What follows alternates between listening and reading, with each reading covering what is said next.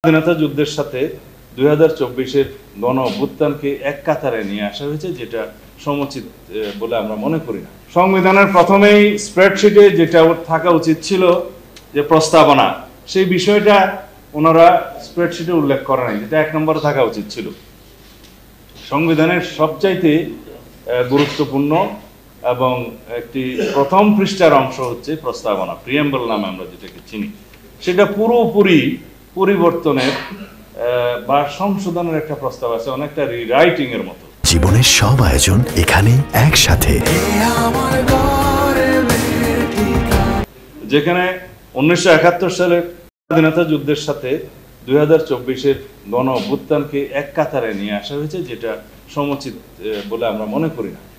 এটাকে অন্য জায়গায় রাখার বা তফসিল অংশে রাখার বা স্বীকৃতি দেওয়ার বিভিন্ন রকমের সুযোগ আছে, সেটা আলাপ আলোচনার মধ্যে দিয়ে আমরা পরে প্রকাশ করব।